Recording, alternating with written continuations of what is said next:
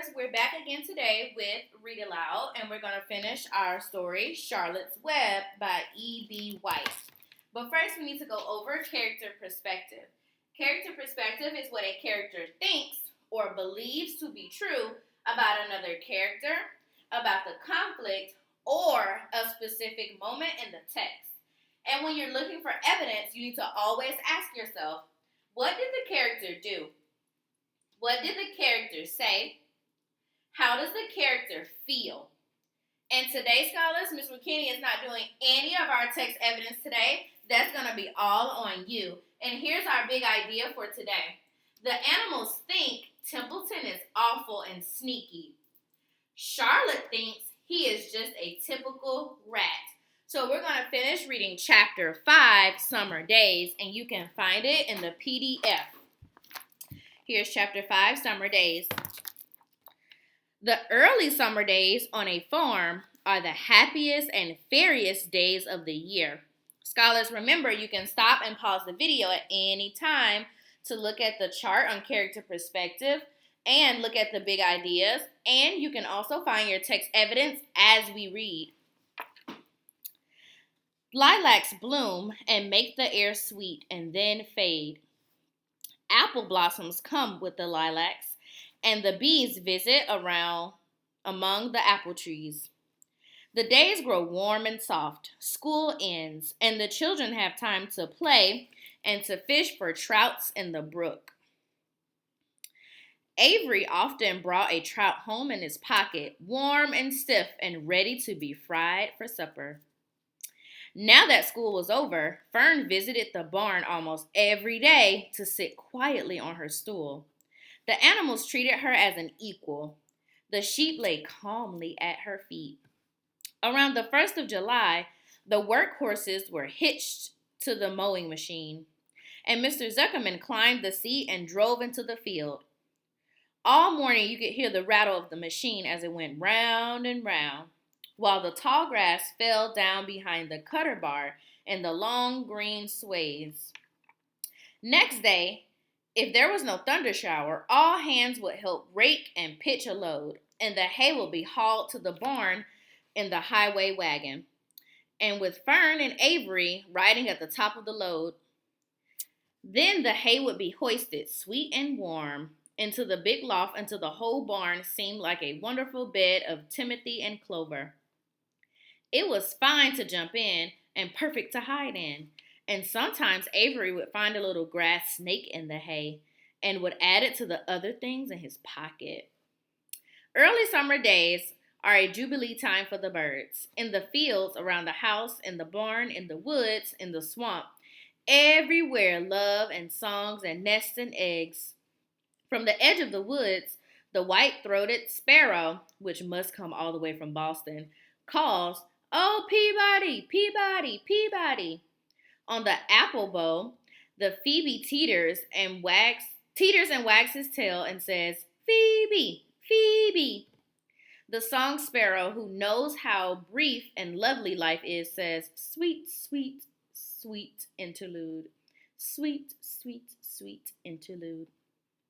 If you enter the barn, the swallows swoop down from their nest and scold. "Cheeky, cheeky, cheeky," they say.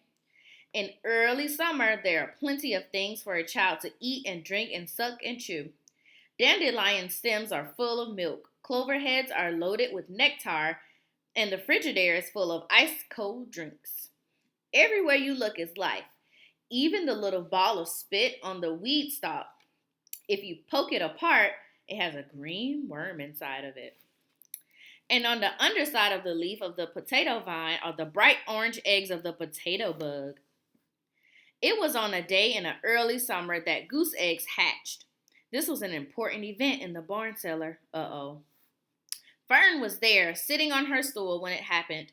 Except for the goose herself, Charlotte was the first to know that the gooselings had at last arrived. The goose knew a day in advance that they were coming. She could hear their weak voices calling from inside the egg. She knew that they were desperately cramped, positioned inside the shell, and were anxious to break through and get out. So she sat quite still and talked less than usual.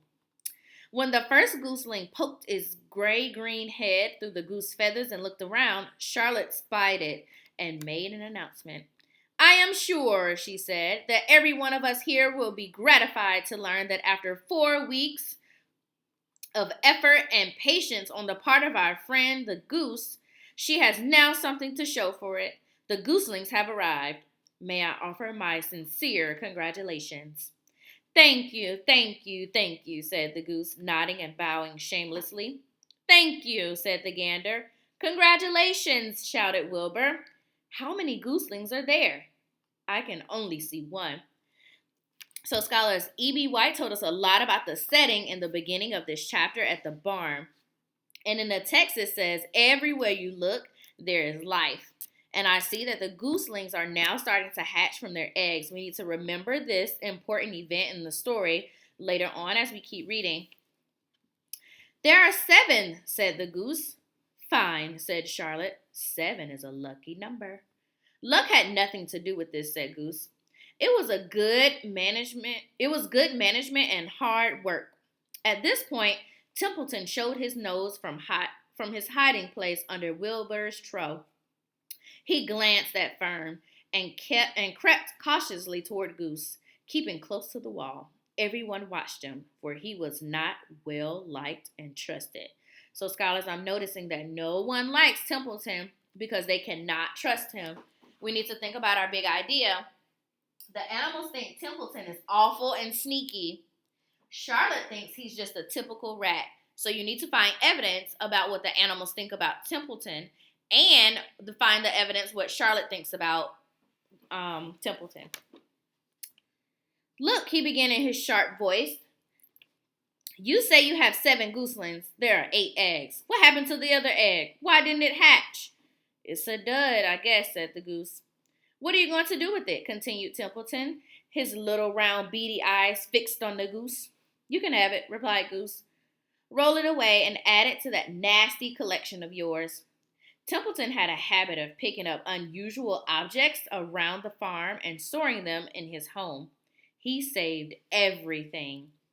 Certainly, said the gander. You may have the egg, but I'll tell you one thing, Templeton, if I ever catch you poking your ugly nose around our gooselings, I'll give you the worst pounding a rat ever took. Uh-oh. And the gander opened his strong wings and beat the air with them to show his power. He was strong and brave, but the truth is, both Goose and Gander were worried about Templeton, and with good reason. The rat had no morals, no conscience, no scruples, no consideration, no decency, no milk of rodent kindness, and no compunctions, no higher feeling, no friendliness, no anything. He would kill a gooseling if he could get away with it. The goose knew that. Everyone knew that. With her broad bill, the goose pushed the unhatched egg out of the nest, and the entire company watched in disgust while the rat rolled it away. Even Wilbur, who could eat almost anything, was appalled. Imagine wanting a junky old rotten egg, he muttered. Scholar, so I'm noticing in this picture, everyone is watching Templeton roll away the bad goose egg that did not hatch. And I don't think everyone's happy about that.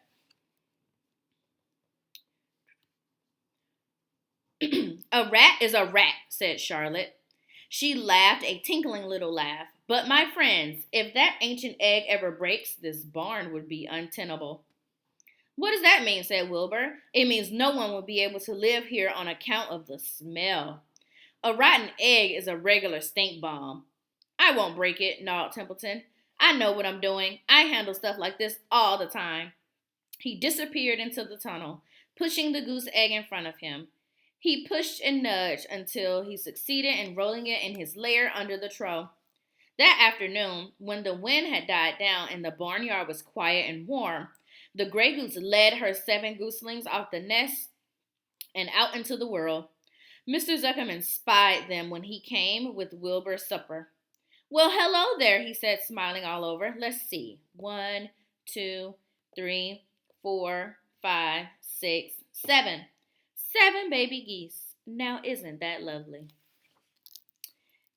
And that is the end of chapter 5. So, scholars, in your seesaw activity, you're going to find the text evidence about the perspective of the animals, what they think about Templeton, and the perspective of Charlotte and what she thinks about Templeton.